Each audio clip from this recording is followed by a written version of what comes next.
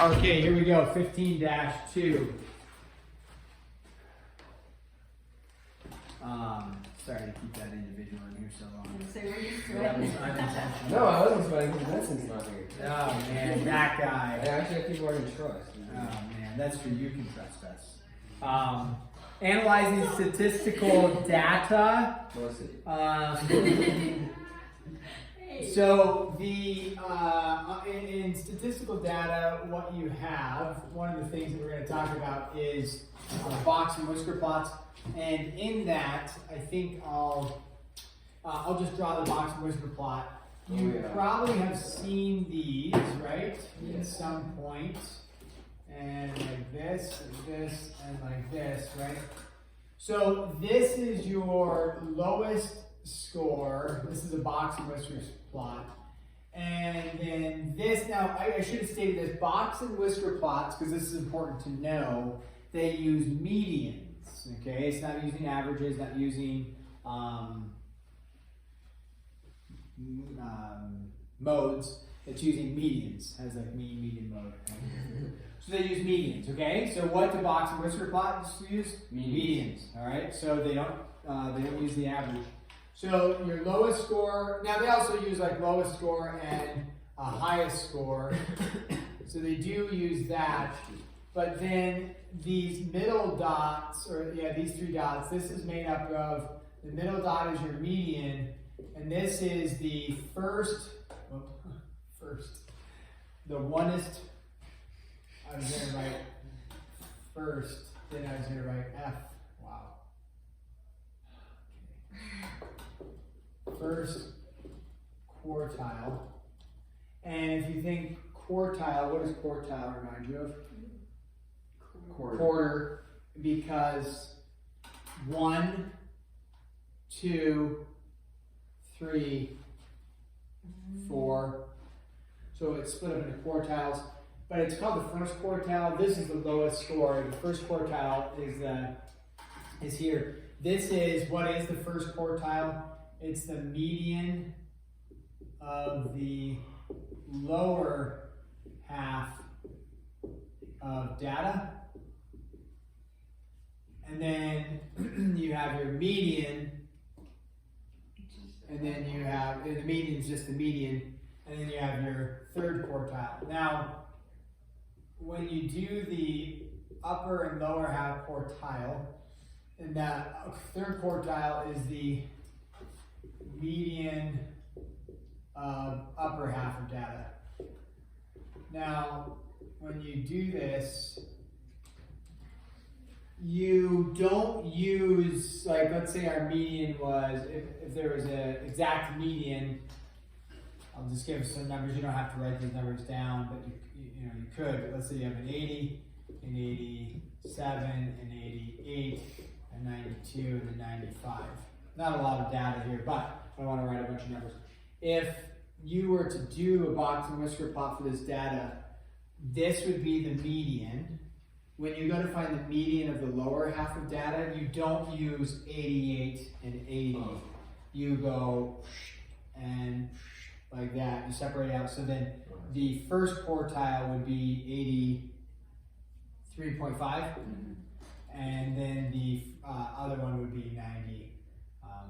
Maybe it's good math, 93.5, right? So if that's, so don't use the median and to find the median down here, so what would it be? 87. Okay. Then you have your lowest score, your upper score.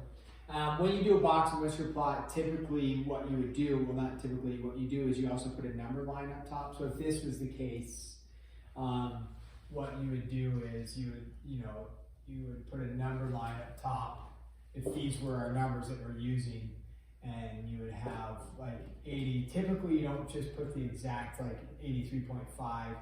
You would do, there's not a lot of data here, so, but it would be like 80, whatever, 80, that wouldn't quite work. 80, 82, 84, I think it's a little bit off there because we're going to have 88, but something like that would be like increments of 2. Typically your data isn't as small. and you have a number line that describes, so that somebody can look and say generally, oh yeah, this is like around an 80, this is like an 83-ish or whatever. So you'd have a number line that gives you that. Okay, so that is the box and whisker plot. There is a something that this book doesn't talk about. We do talk about it in pre-calculus, interquartile range. Because you have your range from the high to the low, right? That's your range. Take the highest minus the lowest, so in this case it would be 15. But you also have an interquartile range that would actually be 10. It's just the range between the third quartile and the first quartile. And what that interquartile range does is it allows you to, depends on what your, or what book you're using, or what, I guess it would be book, or what the equation formula you would use, what you would agree upon. But there's something called outliers. If you've heard of outliers, there's a book called Outliers, which is, I think, worth the read. Have you ever read it? I've never read it. Yeah, I think it's worth the read. I can't remember if there's anything weird or inappropriate in it. I don't think there is, but it's worth the read in general. It's kind of, it's a little geeky, but not too much, and very fascinating. But it talks about outliers. And so one of the things is, if you look at test scores, it's not really fair. Like you guys, there aren't like outliers in your group. You might say, oh, well, you know, they usually do good, but we don't have the outlier where it's like, well, that's not fair, because they're always getting 105%, and the rest of us are getting 60s, and Mr. Nelson is claiming that everybody should get 105%. So there's pretty rare that we have outliers, but every once in a while you can think of people that's like, wow, they're kind of an outlier. But most of you guys are top students, so most of you, We are the outliers. So I say most of you, I'm referring to the three of you, and the other. He's the outlier. He's the outlier on the wrong end. Yeah. So what you do is you can come up with a mathematical formula that says it's not really fair to say, hey, this is my data set, when you're comparing this compares medians, but it also has the high and the low, and you would say, man, you know, if somebody got 110% on the quiz or something, and you have it's like, wow, there's tons of scores, and it's like, well, actually, there was just one person there, and everybody else is like way back over here. There's just one person out here that stretched our data. What you can do is you can say, we agree that if data falls and you make up the number, the interquartile range isn't made up, but you make up a number. If you multiply the interquartile range by kind of a standard number is 1.5. So if somebody falls 15 units away from the third quartile, so 15 units away falls like right here, and you have this data out here, you get rid of that data and say they're no longer part of your data set because they're an outlier. So it's a way to come up with a mathematical way to say, yeah, some rando out there. Now, if there's a ton of data out here, then that interquartile range is going to be bigger, and you're not going to have everybody fall to the side of the data. It would just be if like there's a few outliers, is what we would call it. This book doesn't analyze that. It's not a complex thing at all. You just take third quartile minus first quartile, and then multiply it by a given number. 1.5 is a kind of a universal number. So that's kind of cool. Then we have lowest score, first quartile, median, third quartile, highest score. Box and whisker plot uses medians. We have the range. We have interquartile range, which again, our book doesn't reference. Okay, and then we are going to throw in just quickly variance and standard deviations. Variance is essentially just refers to how scores vary and a relationship, and then we key in on standard deviation, because that's actually like in science classes, you do labs, you'll look at the standard deviation. We've talked about standard deviation before. We'll just reference it again. Standard deviation is, like a good definition, is the average amount data is away from the mean. So on average, how far is data away from the mean? So if we looked at, okay, so to get to standard deviation though, you have to find the variance. So the variance formula looks a little complex.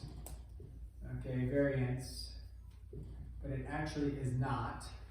The variance, maybe I'll say equals.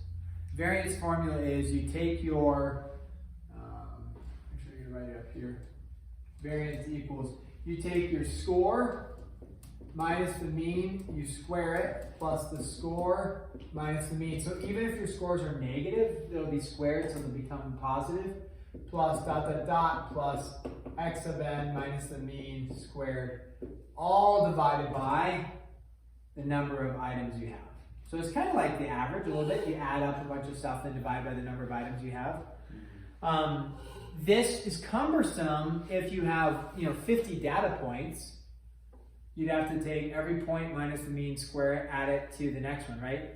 So obviously we have computers, you just type in all your data, hit enter, it gives you the variance, the standard deviation, things like that. So you're not going to have to do a bunch of longhand work for this. If there were some data points, maybe there's like 5 data points, you find the average.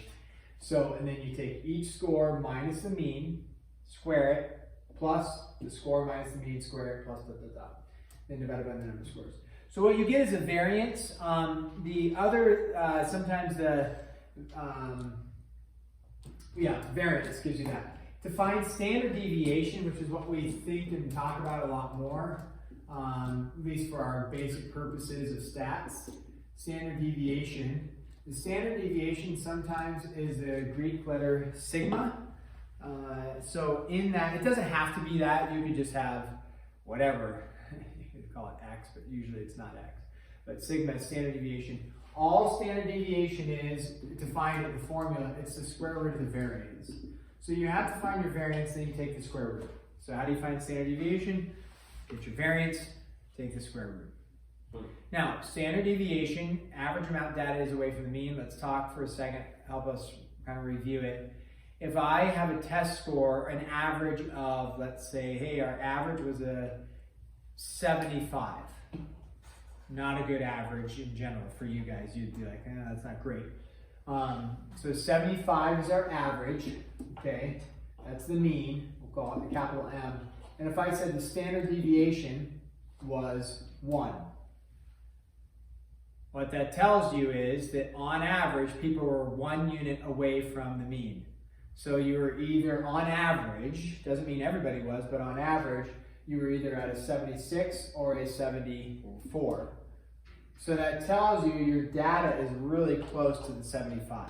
Now you can have somebody in a class size that's really small. If this was the case, is there an opportunity for somebody to actually be at like a 95 with a small class size? No. No, because a 95 would drastically change your standard deviation. Because it's like, well, not on average. If somebody's got a 95, that's going to really change the standard deviation. With a really big class, you could have a small standard deviation, but somebody got like a 95. But it'd have to be a big class to draw that standard deviation smaller and smaller and smaller. Does that make sense? Mm-hmm. So this, not good for you guys, but tack on, okay, tack on Vincent, all of a sudden it turns into a standard deviation of 20, which a class size of 4, this would be extreme, but what that tells you on average, people are at a 95 or a 55. So in a class size of 4, you could have a 95, a 98, an 84, but then you'd have to have somebody way low at like a 20 to draw that standard deviation, or if the mean was 75. So typically that type of standard deviation, not good. And even for a teacher, that's like not great, because it's like, man, we have just extremes. You don't want necessarily extremes in general. But the problem with that in classes is that you look at students and it's like, well, there's just extremes. That's the way it is. So, right, you have good students and bad students. And when I say bad, it's just for a variety of reasons. Don't study well, don't take tests well, lazy, they struggle in math, for a whole variety. Okay, so questions on this? Nope. Okay. No. Now, I'm not going to do any examples. Okay, let's do it. Just get to the lesson. Yeah, just go to the lesson. You okay? Yeah. Yeah, I'm fine just going to the lesson. Right. And You're so aggressive right now. That's your attitude today. Yeah, so we're done.